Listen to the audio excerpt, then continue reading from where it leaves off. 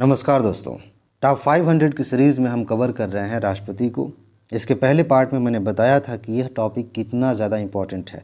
अभी यूपीएससी का जो मेंस होने वाला है वहाँ भी इससे क्वेश्चन पूछा जा सकता है। मतलब राष्ट्रपति से संबंधित उसके अलग अलग पक्षों से किसी भी पक्ष को लेकर के क्वेश्चन पूछा जा सकता है।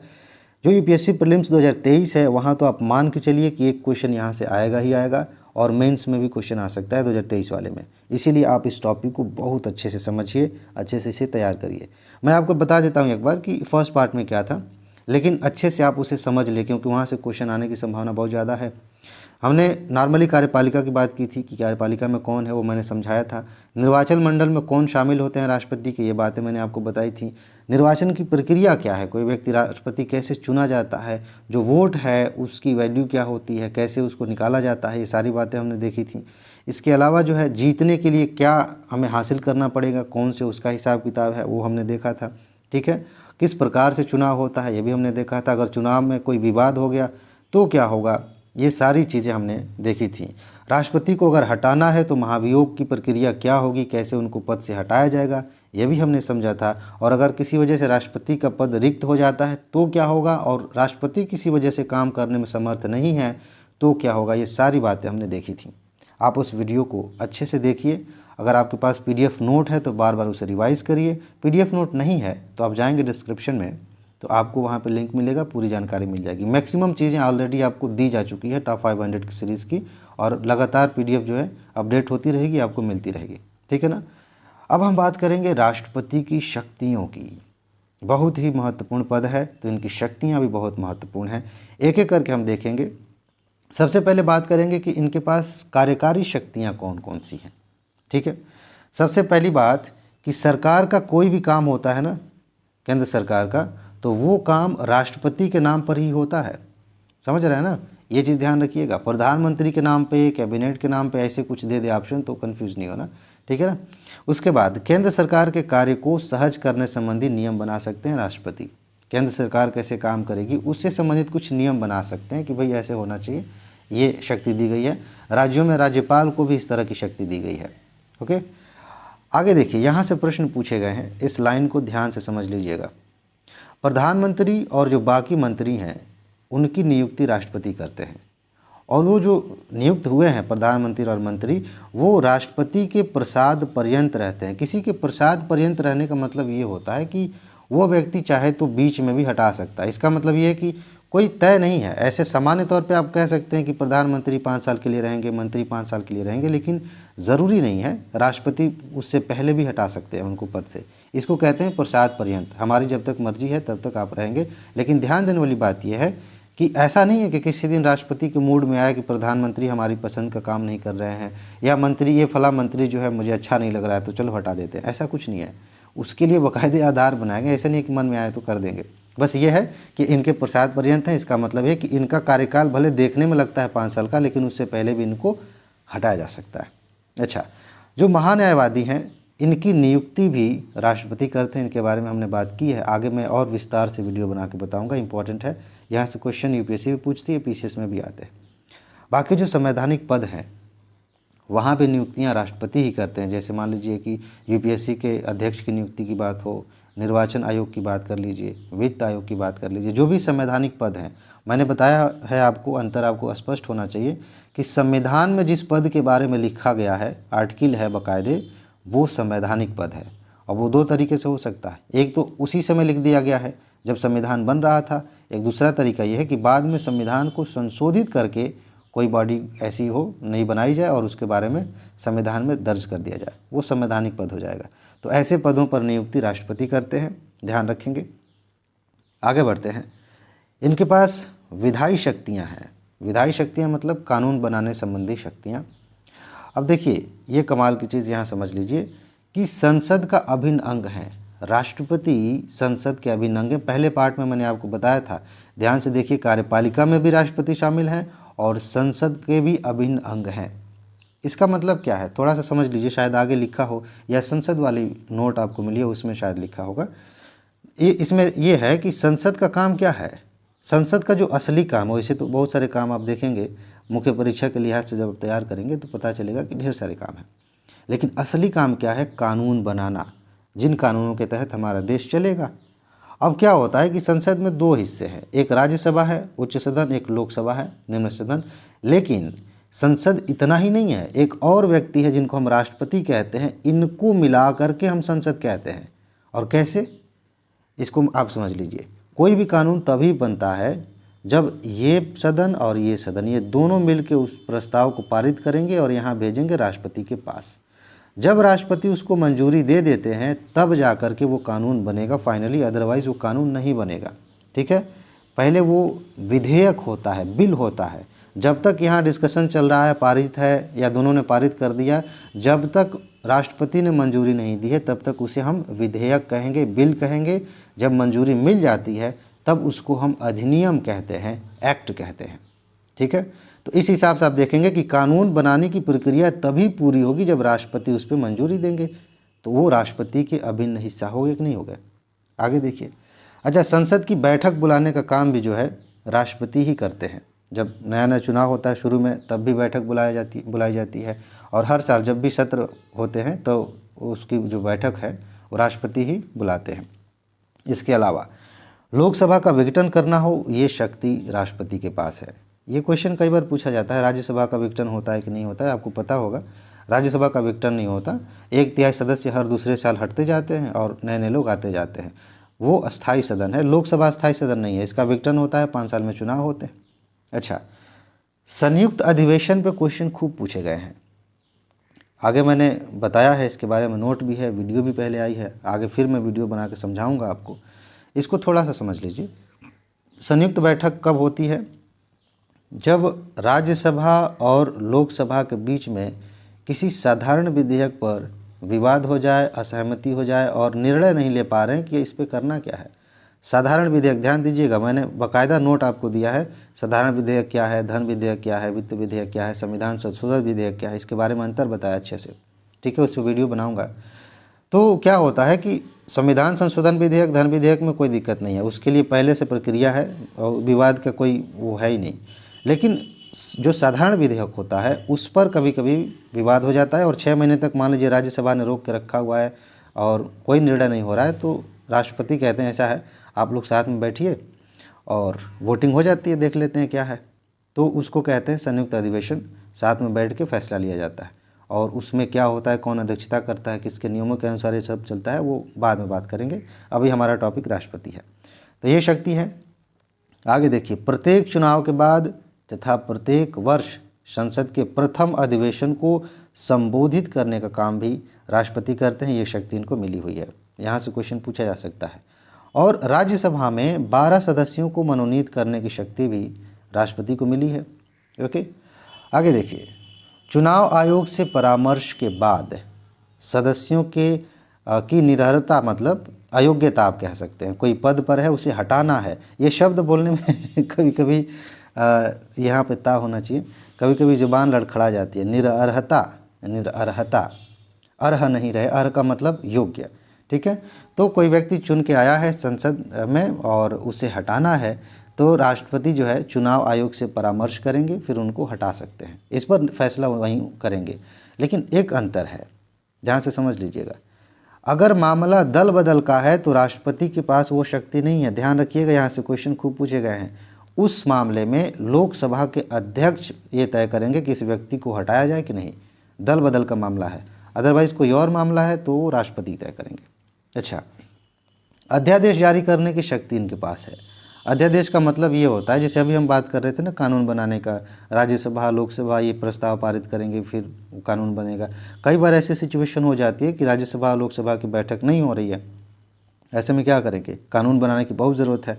तो एक तरह का ये कानून है, अस्थायी कानून है, परमानेंट नहीं है। तो उसकी शक्ति अभी हम विस्तार से देखेंगे इसको, ये है।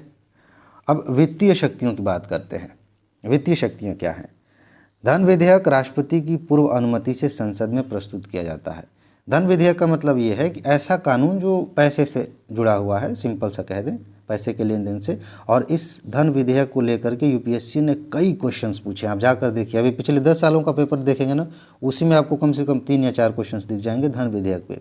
बहुत इंपॉर्टेंट है, इसके बारे में मैंने आपको बताया है, नोट भी मिली हुई है। तो देखिए, धन विधेयक क्या है? पैसे से जुड़ा हुआ मामला है, सिंपल। उस पर क्या होता है कि राष्ट्रपति पहले अनुमति देते हैं तब संसद में प्रस्तुत होता है, समझ रहे हैं ना, पहले उनकी अनुमति लेकर के तब होता है। बाकी इसके बारे में विस्तार से आगे बात करेंगे। वार्षिक वित्तीय विवरण जो बजट होता है उसे संसद के समक्ष रखने का काम भी राष्ट्रपति करते हैं, ये शक्ति इनको मिली हुई है, ठीक है ना। आगे देखिए, राजस्व के बंटवारे के लिए हर 5 साल में वित्त आयोग का गठन कौन करता है? राष्ट्रपति करते हैं, ध्यान रखिएगा। और अनुदान की कोई मांग उसकी सिफारिश के बाद ही आती है, मतलब ऐसी व्यवस्था की गई है, जैसे बजट आता है ना, तो बजट में तो हमने कह दिया कि भाई इतने पैसे हमारे पास आएंगे और हम इतना खर्च करना चाहते हैं, ऐसे ऐसे करेंगे, ये सब बातें हैं। कई बार ऐसा होता है कि सरकार को और पैसे की ज़रूरत होती है कुछ काम करने के लिए, उसको हम वो जो मांग है अनुदान मांग कहते हैं। सरकार उसके लिए एक तरह से कहें कि अर्जी लगाती है एक संसद में।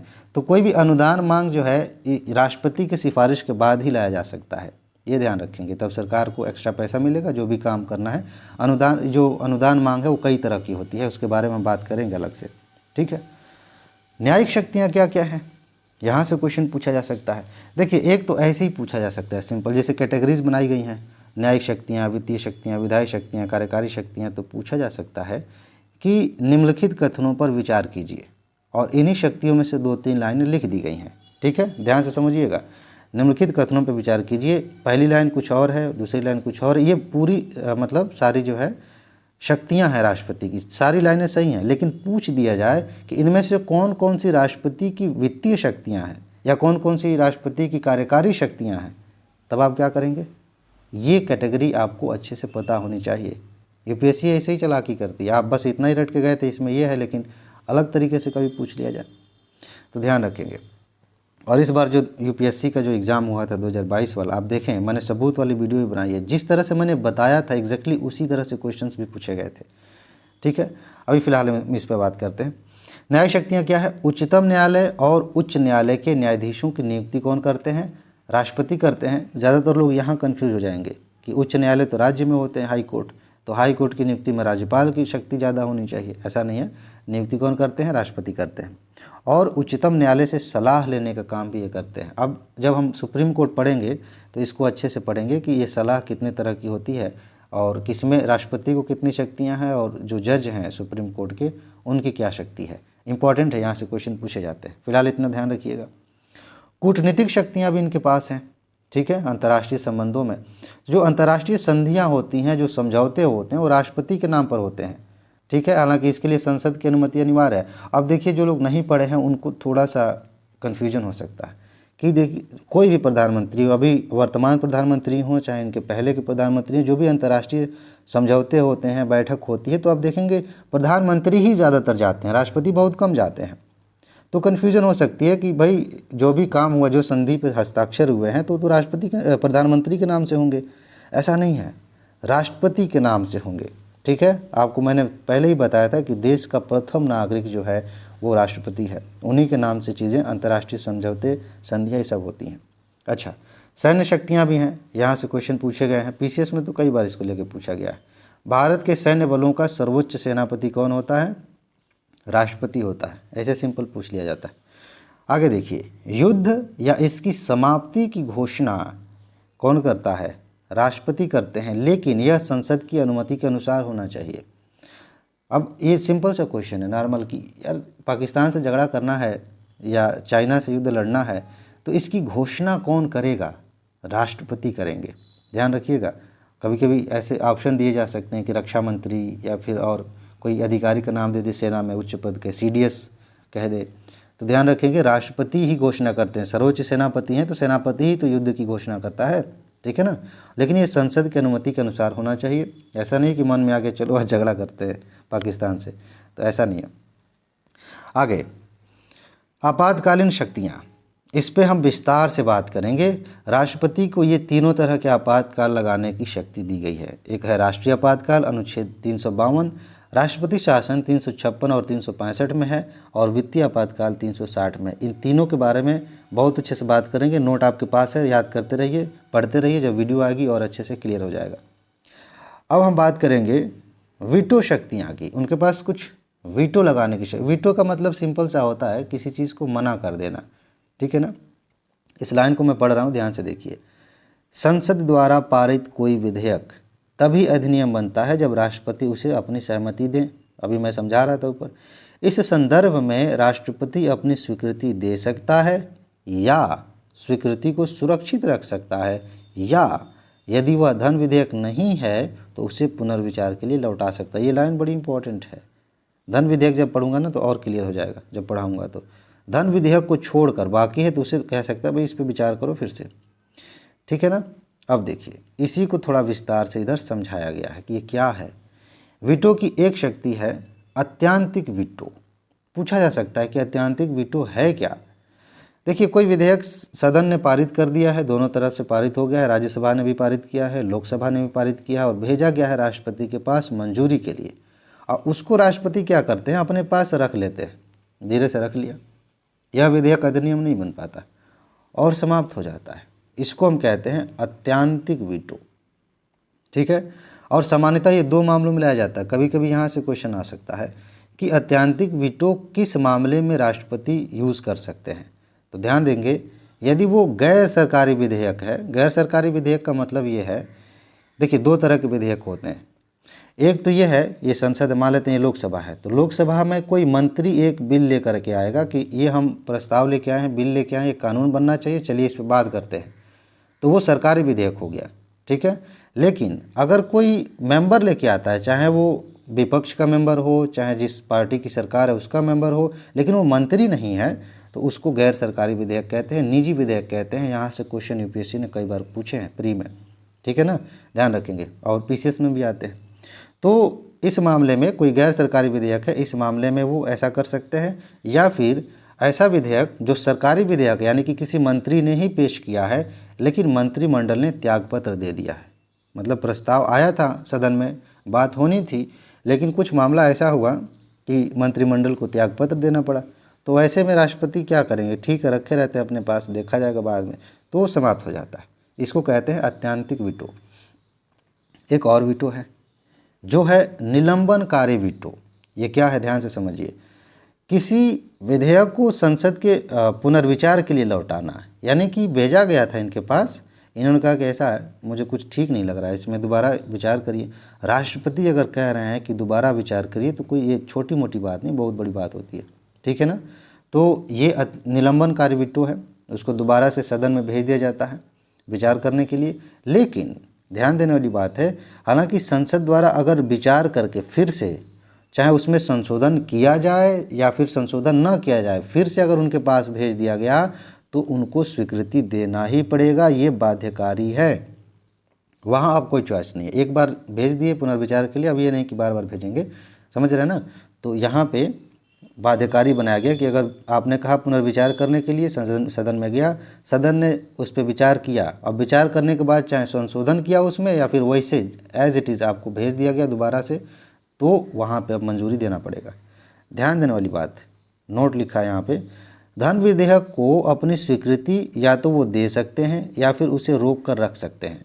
मतलब कि धन विधेयक आया है पारित होके, चलिए उस पर सिग्नेचर करते हैं, कानून बन गया, या फिर रोक के रख लेंगे, लेकिन पुनर्विचार के लिए नहीं लौटा सकते कि पुनर्विचार करिए।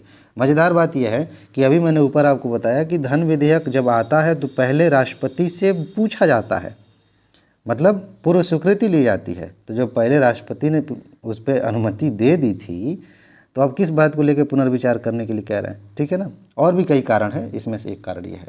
तो आप समझिए कि धन विधेयक को पुनर्विचार के लिए नहीं लौटा सकते, रोक के रख सकते हैं।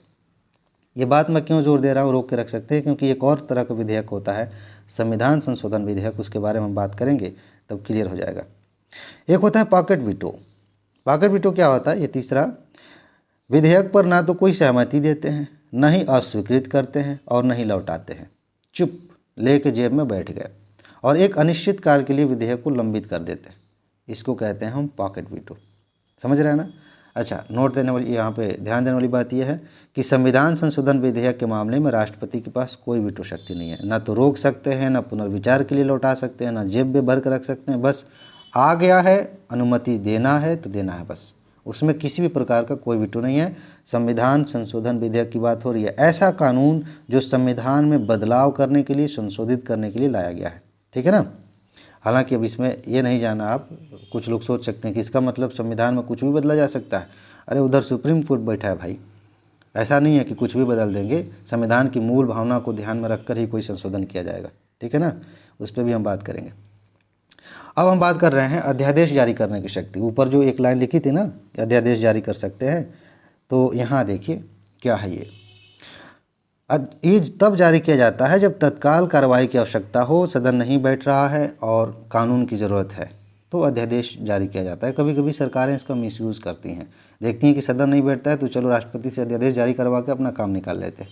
वो हर सरकार करती आई है, जब से आज़ादी मिली है ना तब से। अनुच्छेद 123 में इसके बारे में बात की गई है, अध्यादेश के बारे में, ध्यान रखेंगे, यहाँ से क्वेश्चन पूछे गए हैं। अब देखिए, ये अध्यादेश केवल तभी जारी किया जा सकता है जब दोनों सदन या दोनों में से किसी भी एक सदन का सत्र नहीं चल रहा है, ठीक है ना। सत्र चलने का मतलब है बैठक जारी है, जैसे मानसून सत्र होता है, शीतकालीन सत्र होता है, इस तरह से होता है ना, तो उस तरह की कोई बात नहीं है, तब ये जारी कर सकते हैं। क्या, दोनों सदन या दोनों में से कोई एक सदन नहीं चल रहा है तो। और ध्यान देने वाली बात यहाँ, केवल उन्हीं विषयों पर, उन्हें नहीं, उन्हीं विषयों पर जिन पर संसद कानून बना सकती है। किसी ऐसे विषय पर अध्यादेश जारी नहीं कर सकते जिन पर संसद कानून नहीं बना सकती। एग्जाम्पल के तौर पे कई सारी ऐसी चीज़ें हैं जिन पर राज्यों को शक्तियाँ दी गई हैं, उन पर राज्य अपने शक्तियों का इस्तेमाल करते हैं और कानून बनाते हैं, तो उस पर थोड़ी राष्ट्रपति अपना करेंगे, ठीक है ना। उसके लिए अलग व्यवस्था है। अगर आपातकाल लागू है तब कुछ शक्तियाँ दी गई हैं, लेकिन फिलहाल संसद का जो दायरा है कानून बनाने का, उसी दायरे में रहते हुए अध्यादेश जारी करेंगे राष्ट्रपति साहब। आगे, संसद की पुनः बैठक होने पर, अब ध्यान दीजिए, जब बैठक नहीं हो रही थी तो अध्यादेश जारी हो गया, दोबारा कभी तो बैठक होगी, तो बैठक होने पर अध्यादेश दोनों सदनों के सामने रखा जाता है कि ये कानून बीचों में डाल दिए थे, अब इस पर विचार किया जाए, और यदि वो पारित हो जाए तो ठीक है, कानून बन गया, वो कानून बन जाएगा। अगर संसद को लगता है कि अरे हाँ ये तो बढ़िया काम है, अच्छा बढ़िया कानून बना दिए जी, तो ठीक है, इसको कानून मान लेते हैं, दोनों पारित कर देंगे। और यदि संसद कोई कार्रवाई नहीं करती तो बैठक के 6 सप्ताह बाद जो अध्यादेश है वो समाप्त हो जाता है, ठीक है ना, वो समाप्त हो जाएगा, उसकी औकात अब ख़त्म, उसका अस्तित्व ख़त्म और वो लागू नहीं होगा, ठीक है। अच्छा, संविधान संशोधन के लिए अध्यादेश जारी करने की शक्ति नहीं है राष्ट्रपति के पास, ये ध्यान रखेंगे, क्योंकि कुछ लोग कन्फ्यूज हो सकते हैं। ऊपर लिखा है कि संसद जहाँ जहाँ कानून बना सकती है वहाँ वहाँ वो अध्यादेश जारी कर सकते हैं, लेकिन संविधान संशोधन करने के लिए अध्यादेश जारी करने की शक्ति उनको नहीं दी गई है, राष्ट्रपति को। आगे बढ़ते हैं, देखिए कितना महत्वपूर्ण पद है, कितनी ढेर सारी शक्तियाँ दी गई हैं। क्षमादान करने की शक्ति, एक तो यही इंपॉर्टेंट है, इसको याद कर लीजिए। आर्टिकल 72(72) में क्षमा दान करने की शक्ति है, क्षमा करने की शक्ति है किसी अपराधी को। अब ये कई तरह का है, इसके कई हिस्से हैं, कितने प्रकार का है, कितने प्रकार से ये क्षमा कर सकते हैं किसी व्यक्ति को, ध्यान से देखिए। एक होता है क्षमा, इसको सीधे सीधे क्षमा कहते हैं, जिसका मतलब है कि किसी को पूरी तरह से मुक्त कर दिया, जो भी उसका अपराध था, जो भी उसको सज़ा मिली थी, उससे उसको पूरी तरह से मुक्त कर दिया गया, ये क्षमा है, ठीक है ना। दूसरा लघुकरण होता है, कभी कभी मिलान करने के लिए पूछ दिया जाता है कि बताइए क्षमा, लघुकरण और बाकी जो 2 ऑप्शंस हैं, 2 या 3 देखते हैं अभी, तो उनमें मिलान करने के लिए पूछा जा सकता है। लघुकरण का मतलब होता है दंड का स्वरूप बदलकर उसको कम कर देना। कहने का मतलब ये कि किसी व्यक्ति को 15 साल की सज़ा दी गई थी और ये कहा गया था कि तुम 15 साल मतलब काम भी करोगे, जो भी जेल में काम करवाया जाता है, जैसे नॉर्मली सामान्य तौर पर लोग क्या कहते हैं, चक्की पीसो, तो मान लेते चक्की पीसने का काम दिया गया था या पत्थर तोड़ने का काम दिया गया था, तो ये क्या करेंगे, दंड का स्वरूप बदल देंगे और उसकी सज़ा का टाइम भी कम कर देंगे, इसको लघुकरण कहते हैं। यानी कि चलो चक्के नहीं पीसना, बस जेल में बंद रहो और 15 साल नहीं 10 साल रहो, इस टाइप का कोई काम किया जाए तो उसको लघुकरण कहते हैं। आगे है परिहार, इसमें क्या होता है कि दंड की प्रकृति में बदलाव किए बिना उसकी अवधि कम कर रहे हैं, यानी कि पत्थर तोड़ना है तो पत्थर तोड़ना है, बस 15 साल से हम घटा के 10 साल कर दे रहे हैं, 5 साल कर दे रहे हैं, 1 साल कर दे रहे हैं, इसको कहते हैं परिहार। एक और है प्रकार विराम। विराम का क्या मतलब होता है, विशेष परिस्थितियों में मूल सज़ा में कमी करना। कभी कभी कुछ ऐसी परिस्थितियां होती हैं, जैसे मान लीजिए कोई महिला जेल में बंद है और वो प्रेग्नेंट है, या फिर कोई अपंग हो गया, वैसी परिस्थिति में जो मूल सज़ा दी गई थी, जैसे कहा गया था मान लीजिए कि उम्र कैद की सज़ा है या फिर 15, 20, 50, जो भी 50 की नहीं तो उम्र कैद के बराबर हो जाएगा, 15 साल की सज़ा मान लेते हैं, तो उसमें बदलाव कर दिया जाए, उससे कम कर दिया जाए विशेष परिस्थिति के लिए, उसको विराम कहा जाता है। और एक होता है 5वां, ये इम्पोर्टेंट है, प्रविलंबन। इसका क्या मतलब है? कोई दंड है, विशेषकर मृत्यु दंड, उस पर अस्थायी रोक लगाना ताकि दोषी व्यक्ति को क्षमा याचना या दंड के स्वरूप में परिवर्तन की याचना करने का समय मिल सके। कहने का मतलब ये है कि कई बार ऐसा हो सकता है, हुआ भी है हमारे यहाँ, कि किसी व्यक्ति को मृत्यु दंड की सज़ा दी गई है, तो प्रविलंबन का यूज़ करेंगे राष्ट्रपति, तो इसका मतलब होगा कि उसे थोड़ा और समय दिया गया है, थोड़ा और समय दिया जाए। तो उसकी मान लेते हैं कि उसकी सज़ा मतलब उसे मौत की सज़ा दे जानी है 10 दिन में, तो ये कह दें कि अभी 10 दिन में नहीं, थोड़ा रुक जाओ, बाद में देना, ताकि उसके पास कोई और विकल्प है तो वो उन विकल्पों के तहत अपना प्रयास कर सके। ठीक है ना? तो इसको कहते हैं प्रविलंबन। बस बाकी इसके बाद उपराष्ट्रपति को हम पढ़ेंगे।